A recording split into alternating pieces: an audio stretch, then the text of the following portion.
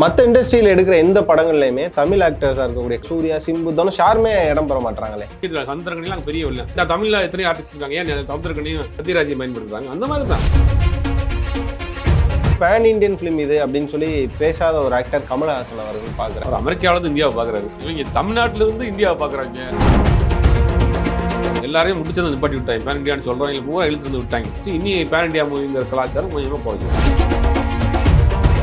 தெலுங்கும் தமிழும் தான் ரொம்ப ஒஸ்டான இண்டஸ்ட்ரியாக மாறிட்டு இருக்குது. 1000 கோடி பட்ஜெட்டு, 2000 கோடி பட்ஜெட்டு, சம்பளம் வந்து 200 கோடி.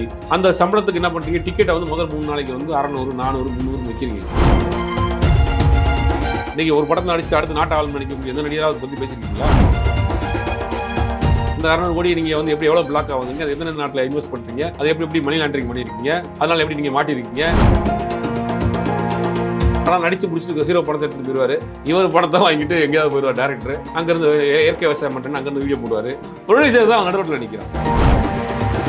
நீ 70 நாள் 75 நாள் நல்ல படம் பண்ணலாம். 300 நாள் படம் எடுக்கணும்னு நினைக்கிறாங்க ஒரு டேரக்டர். 300 நாள் படம் எடுத்து அவங்களுக்கு என்ன பெனிஃபிட்ஸுங்கிற விஷயம் நிறையா இருக்கு. படத்தை விட்டு வெளியில் வர்றதுக்கு முன்னாடி அவன் 2 குழந்தை பிறந்து ஸ்கூலுக்கு போயிட்டார். நீங்கள் அப்படி சொல்லிட்டு அதிகமாக எடுத்து என்ன படத்தை ஹாலிவுட் படமாக எடுத்த போறீங்களா? கிடையாது. வரலாற்று ரீதியான ஹிட்டான படம், 40 வருஷம் 50 வருஷமாக கொண்டாடக்கூடிய படங்கள் 28 நாள் 30 நாள் எடுத்த படங்கள். லியோ அப்படிங்கிற ஒரு படம் எடுக்கிறாரு. அந்த படம் 2 பார்ட் வருதுன்னா அவர் அனௌன்ஸ்மெண்ட்டை விட்டார். அது வந்து இட்லி மிஞ்சி போனால் உப்புமா போடுற கதை. நீங்கள் எடுக்கிறப்ப 2 பார்ட்டாக எடுப்பீங்க. எதுக்கு 2 பார்ட்டாக எடுக்கிறீங்கன்னு யார் கேட்டால் உங்கள்கிட்ட? பார்ட் எடுக்க சொல்லி யாரும் ரசிகர்கள் யாரும் வீட்டு வாசப்பில் டெய்லி இன்னும் போராட்டம் பண்ணாங்க. நீங்கள் இந்தியன் 2 எடுத்து ரிலீஸ் பண்ணிட்டு படம்லாம் எடுத்து இந்தியன் 3 எடுத்துக்கலாம். பார்ட் 2 படங்கள் வந்து பாகுபலி 2க்கு ஓரளவுக்கு ரெஸ்பான்ஸ் இல்லை.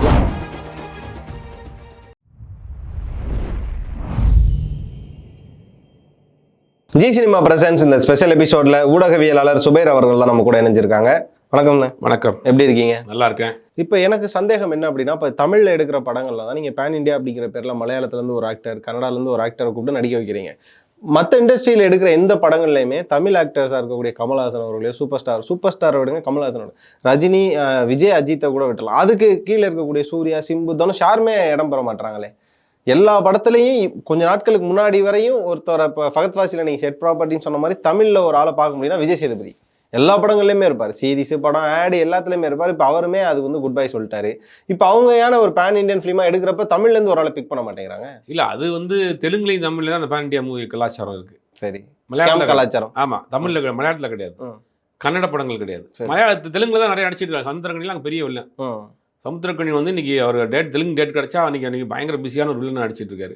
அது மாதிரி நிறைய தமிழ் ஆர்டிஸ்ட், நாசர், சத்யராஜ்லாம் இன்னைக்கு முக்கியமான ஒரு நம்பர் 1 வில்லன். அது மாதிரி அங்கே இருக்கிற மாதிரி அங்கே 2 பேர் போகிறாங்க. இப்போ அங்கே எத்தனையோ ஆர்டிஸ்ட் இருக்காங்க மலையாளத்தில். யாருக்கு தெரியும்? நமக்கு ஃபகத் ஃபாசில் மட்டும் தெரியும். ஆசிஃப் அலின்னு ஒரு ஆர்டிஸ்ட் இருக்காரு. ஒரு மிகப்பெரிய படம் நிறையா பண்ணிட்டு இருக்காரு.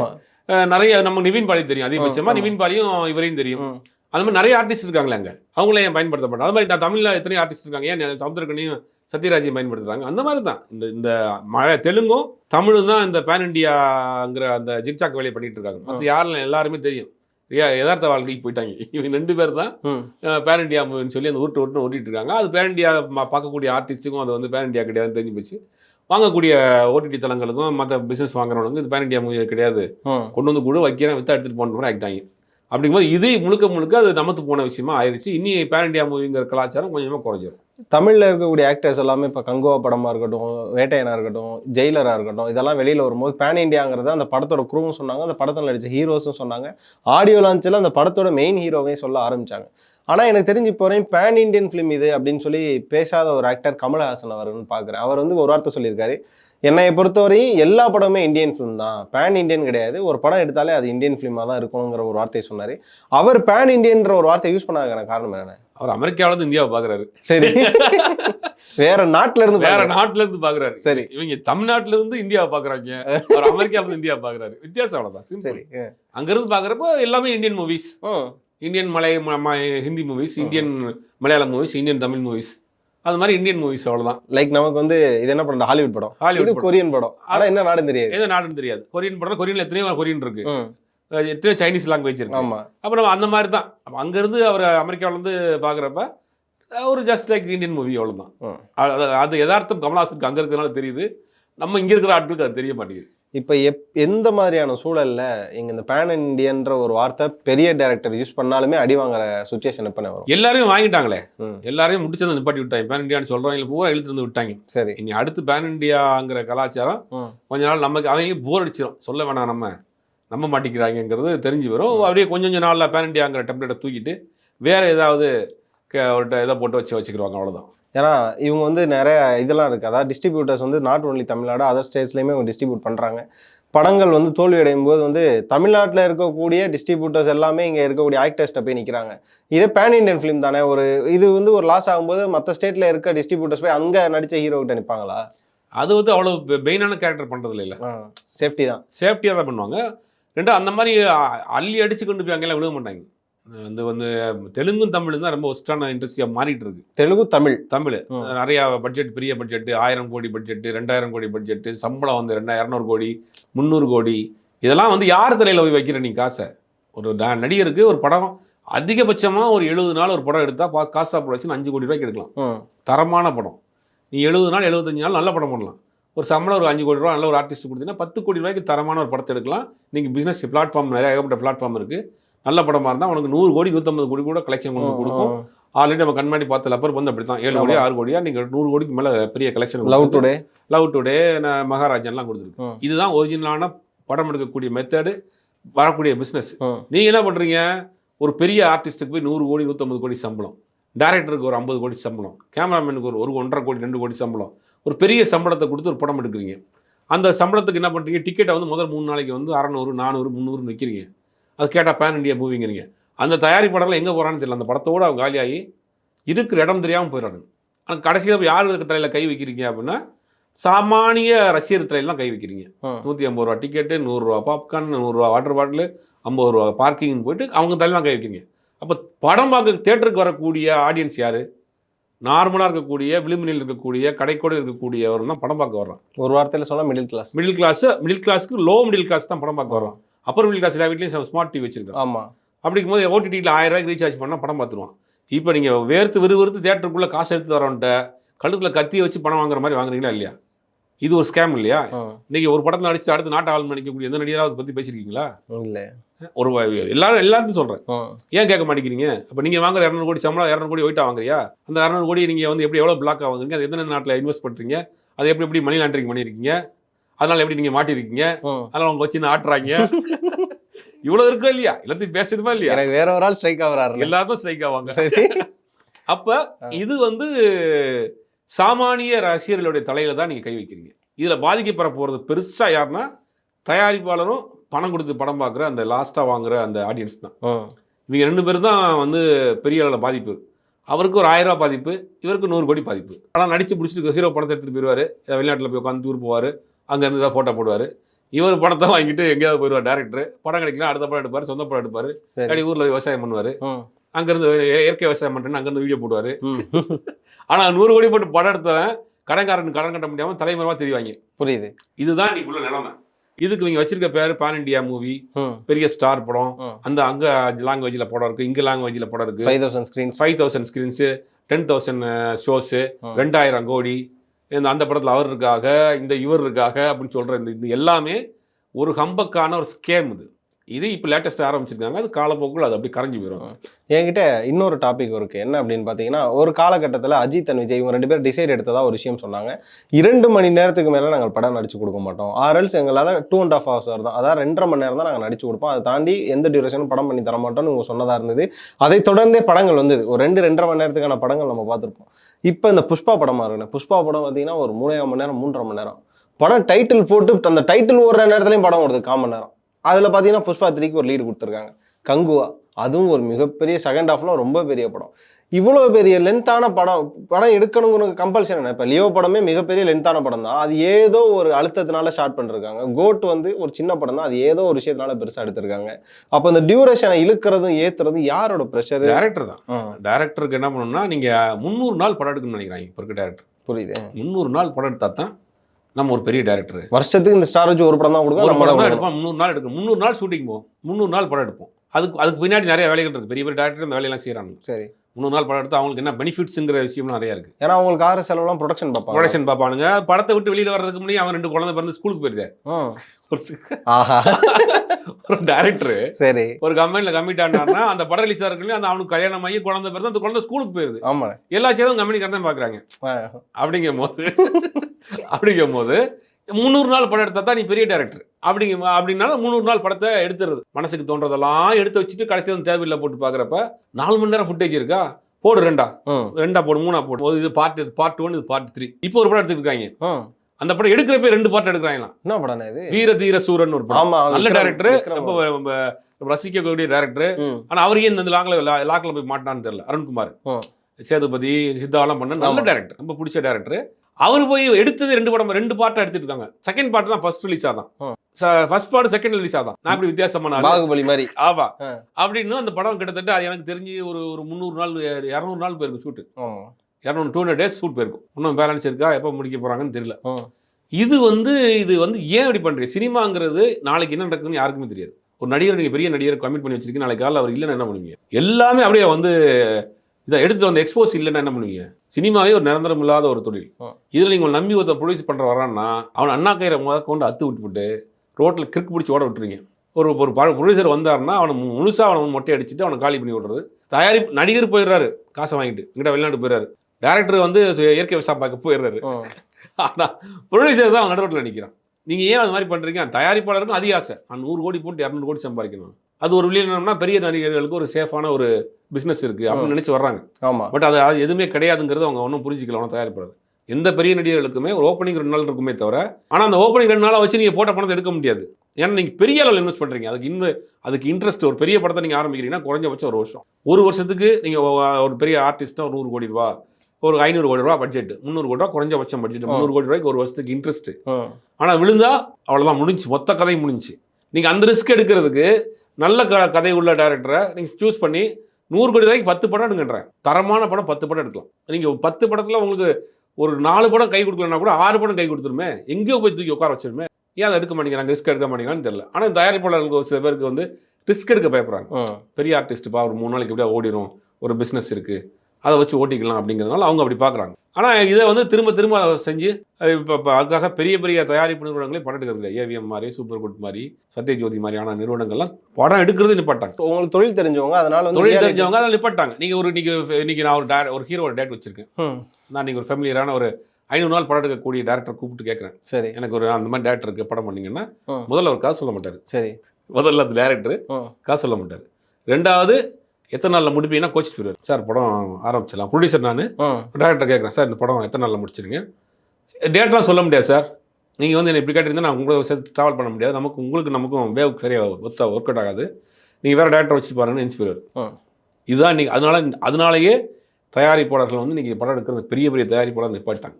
ராமநாராயணன் என்ன சொல்லுவாங்க, ஒரு நாள் 3 படம் ஷூட்டிங் நடக்கணும். 3 படம் சேமல் டென்னிஸில் 3 படத்துக்கு தான் டேரக்டர்.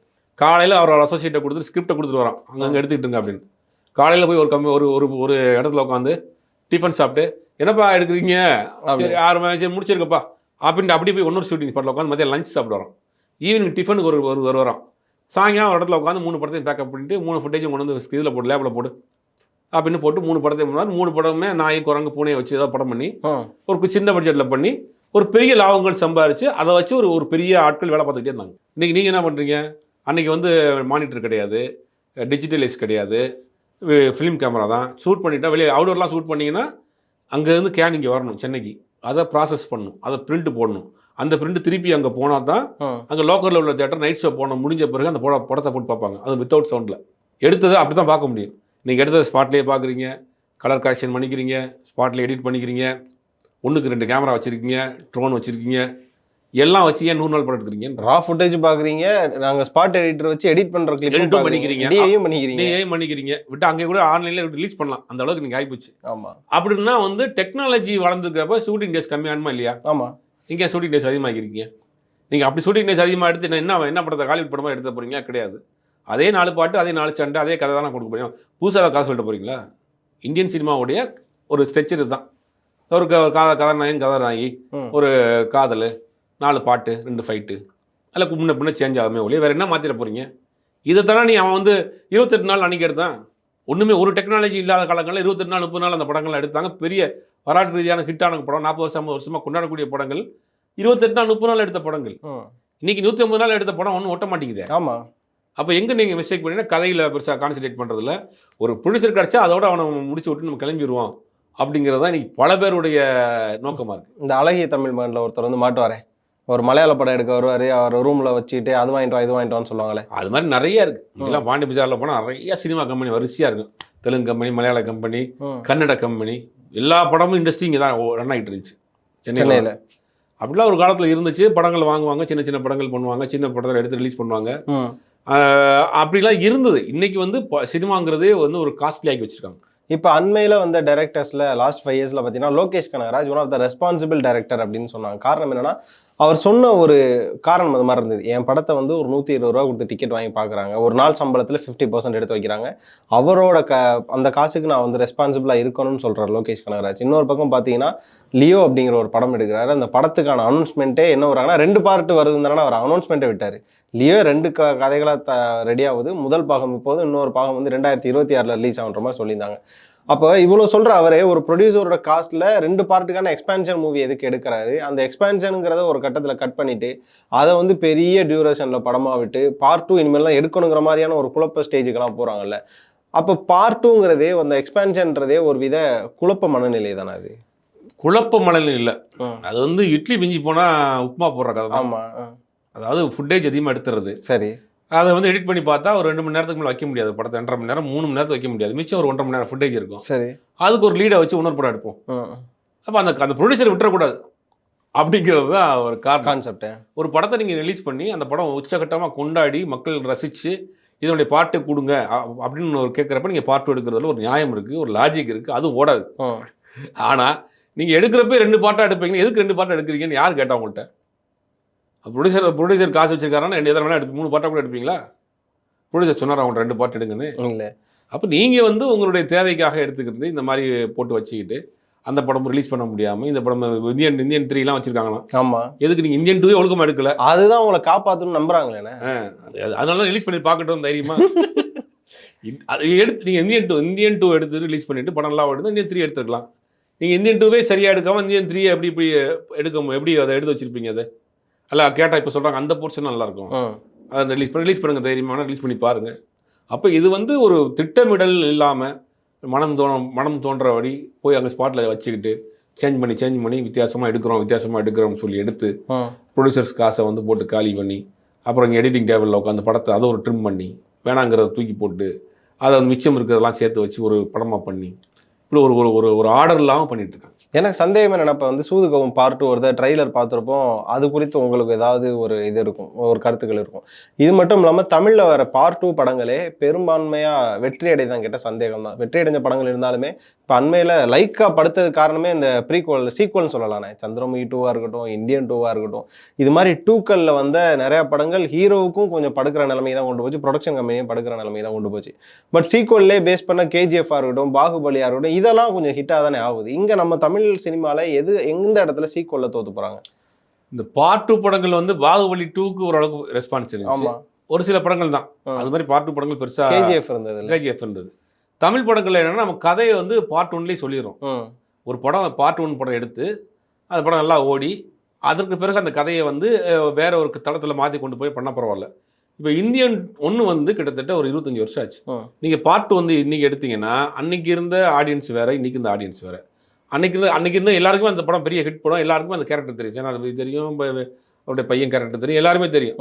நீங்கள் இதில் கொண்டு வந்து இதை தான் சொல்ல போறாரு, ஊழல் ஒழிக்க போகிற தாத்தா வராரு, ஊழல் ஒழிக்க போறாருன்றப்ப அவன் ஆல்ரெடி அந்த கதை தெரியுமே, புதுசாக என்னத்தை போய் யோசிச்சிட போகிறான்.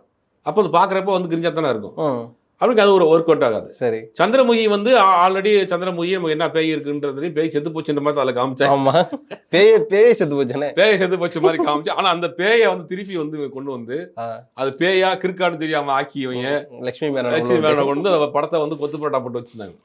இதெல்லாம் என்னன்னா கால இடைவெளி இருக்குல்ல, அன்னைக்கு ரசிச்ச இன்னைக்கு ஏன் வடிவேலுடைய காமெடி இன்னைக்கு பெருசா ஒர்க் அவுட் ஆக மாட்டேங்குது, ரியாலிட்டி வந்துட்டாங்க.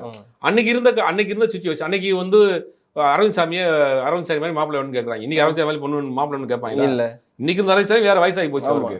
அதனால கால இடைவெளிகள் இருக்கு, மனிதனுடைய ரசனைகள் மாறும், அப்படிங்கும்போது திருப்பி நீங்கள் வந்து அந்த காலத்தில் நாங்கள் பாட்டு ஒன்று எடுத்தோம், நீங்கள் 25 வருஷம் கழிச்சு திருப்பி எடுக்கிறோம் அப்படின்னா அது எப்படி ஒர்க் அவுட் ஆகும்? யதார்த்தத்தை நோக்கி ஏன் நீங்கள் பார்ட் எடுக்க புது கதையே ஒன்று பண்ணிட்டு போங்க, 1000 கதை இருக்குது, ஏதாவது புது கதையை பண்ணிட்டு போங்க. பார்ட் எடுக்க சொல்லி யாரும் ரசிகர்கள் யாரும் அவங்க வீட்டு வாசப்பில் டெய்லி இன்னும் போராட்டம் பண்ணாங்களா பார்ட் எடுக்க? இல்லை. அதான் இவங்களா வந்து வேற புதுசாக கண்டென்ட்டை திங்க் பண்ணுறதை யோசிக்கிறத விட்டுட்டு இந்த மாதிரியான சேஃபான ஒரு ஜோனுக்கு போகிறோம், ப்ரொடியூசரை இம்ப்ரெஸ் பண்ணுறதுக்காக பார்ட் 2 படங்கள் எடுக்கிறோம், ஒரு பெரிய வெற்றி படம் அது பார்ட் எடுத்தால் ஓடும் சார் அப்படின்னு சொல்லி கன்வின்ஸ் பண்ணுறதுக்காக இந்த வேலையை பண்ணுறாங்க. அதான் எந்த படமுமே அது ஓடுறதில்லை. இப்போ கடைசியாக எனக்கு வந்து அட்லி அவரை பற்றி ஒரு கேள்வி இருக்குண்ணே. என்ன அப்படின்னா, அட்லி மேலே பல கம்ப்ளைண்ட்ஸ் இருக்குது. ஒரு பக்கம் அவரை வந்து ஸ்டோரி காப்பி கேட் அப்படின்னு சொல்லுவாங்க, இன்னொரு பக்கம் பார்த்தீங்கன்னா ப்ரொடியூசர்ஸை காலி பண்ணவரும் அட்லி அப்படிங்கிற மாதிரி சொன்னாங்க. சொல்லப்போனால் மெர்சல், பிகில் இது மாதிரியான படங்களில் பெரிய லாங் டியூரேஷன் ஃபுட்டேஜஸ்லாம் கொடுத்தாரு அப்படிங்கிற மாதிரியான விஷயங்கள் சொன்னார். அவருமே பார்த்தீங்கன்னா டியூரேஷன் லாங்கில் கொடுக்குறாரு, பேன் இண்டியாங்கிற டேகும் கொடுக்குறாரு. சொல்லப்போனால் நம்ம இவ்வளோ நேரம் பேசின எல்லா கேட்டகரிக்குலையுமே அவர் வருவார். அவருமே லோகேஷன் ஒரு வார்த்தையை சொல்கிறாரு, அதாவது ஆடியன்ஸ் கொடுக்குற டிக்கெட்டுக்கு நான் ரெஸ்பான்சிபிளுங்கிறத ஒரு ஸ்டேஜில் போய் இப்போ ரீசெண்டாக சொல்கிறாரு. அதே நேரம் பார்த்தீங்கன்னா எல்லா படத்துலையுமே பார்ட் 2க்கான லீடும் கொடுக்குறாரு. அது என்ன மாதிரியான விஷயம்? இது எல்லா கேட்டகரிலையும் உள்ள வந்துட்டார்ல, அப்போ இது மட்டும் மிஸ்ஸா நான் மட்டும்னா தக்காளி தொக்கா அப்படிங்கிறது சிவகாசி படத்தோட டைலாக், நேனு இழிச்ச வயலுவா. ஆமாம், அந்த மாதிரி தான் அது. இது பார்ட் 2 படங்களுக்கு வந்து ஒரு சேஃப்க்கு, ஒரு சேஃப்டிக்கு வந்து நம்ம நாளைக்கு இந்த ஹீரோவை வச்சு அண்ணனை வச்சு இந்த மாதிரி பண்ணிக்கலாம், அண்ணனுக்கு வந்து இப்போ ஒரு அப்ளிகேஷன் போட்ட மாதிரி ஒரு பார்ட் 2 லீடை வச்சு விட்ருவோங்கிறது தான், வேற ஒன்றும் கிடையாது. அந்த தயாரிப்பாளரையும் இந்த ஹீரோவை வந்து லாக் பண்ணுறது தான் பார்ட் 2. அது படம் ஓடலாங்கிறது ரெண்டாவது விஷயம். அது மக்கள் தான் முடிவு பண்ணுறாங்க. இப்போ ஹிந்திக்கு வேற போயிருக்காரு. அவர் வந்து தமிழில் இனிமேல் அதிக நாட்டம் செலுத்தாமல் ஹிந்திலே செலுத்துறதுக்கான காரணம் என்ன? தமிழில் அவருக்கான கேட் வந்து கொஞ்ச நாள் இல்லை ஹிந்தியில் பெரிய பிஸ்னஸ், பெரிய சம்பளம். இவர் அதில் வந்து ஷேர் கேட்குறாரு. ஹிந்தி படங்களில் ஷாருக் கான் படத்தில் இவர் ஒரு ஷேர் ஹோல்டர். ஜவான்ல. ஆமாம், ஜவான் இல்லை, அடுத்த படம் புறப்படும், ஷேர் ஹோல்டர் அவர். சரி, எனக்கு ஒரு பார்ட் ஆஃப் ஷேர் கொடுக்கணும்னு கேட்குறாரு. அவங்க ஹிந்தி படம் பிஸ்னஸ் பெரிய பிஸ்னஸில் அப்படிங்கும்போது அது ஒரு பெரிய பிஸ்னஸ்ஸு. அங்கே கல்ச்சர் வேறு, படிக்கிட்டு டான்ஸ்லாம் வேறு ஆடுறாரு ஆடிக்கிறது. அதெல்லாம் பாம்பே கல்ச்சருக்கு போன பிறகு தான் அட்லி வந்து அடிக்கடி குத்தாட்டம் போடுவது ஏன் அப்படின்னா பாம்பேல செட்டில் ஆகிட்டார், பாம்பேல வீடு வாங்கிட்டார், ஆஃபீஸ் போட்டார், அடிக்கடி பாம்பேக்கு போயிட்டு வர்றாரு. இங்கேயும் பாம்பேக்கு பறந்துகிட்டே இருக்கிறாரு. பாம்பேயை பொறுத்த வரைக்கும் 12 மணிக்கு தான் ஷூட்டிங் ஆரம்பிப்பானுங்க, ஷூட்டிங் முடிச்சோடனே பார்ட்டிக்கு போயிடுவானுங்க. ஆட்டம் பாட்டம், பெரிய அளவில் பணம், பெரிய வாழ்க்கை.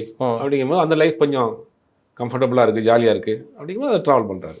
ஒரு காலகட்டங்களில் மும்பை அதாவது ஹிந்தி இண்டஸ்ட்ரி கொடிகட்டி பறந்தது. அந்த நேரங்களில் தமிழ்லையும் அவங்க குறிப்பாக கன்னடா சினிமையும் போட்டு அடி நடித்தாங்க.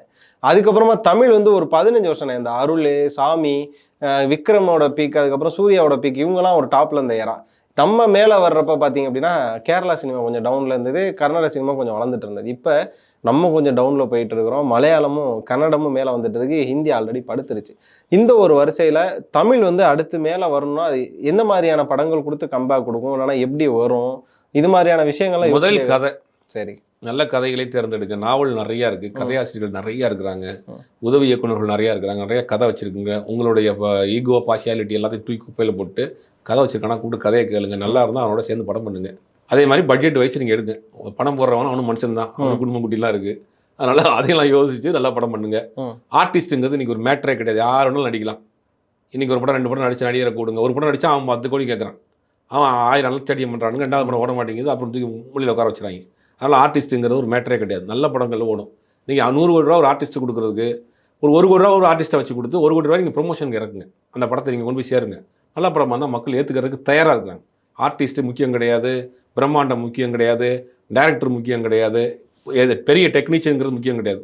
நல்ல கதை இருந்தால் அவன் மலையாள படமும் பார்க்குறான், தெலுங்கு படமும் பார்க்குறான், கன்னட படமும் பார்க்குறான். அந்த மாதிரியான ஆடியன்ஸோடைய மைண்ட் செட் வந்துருச்சு.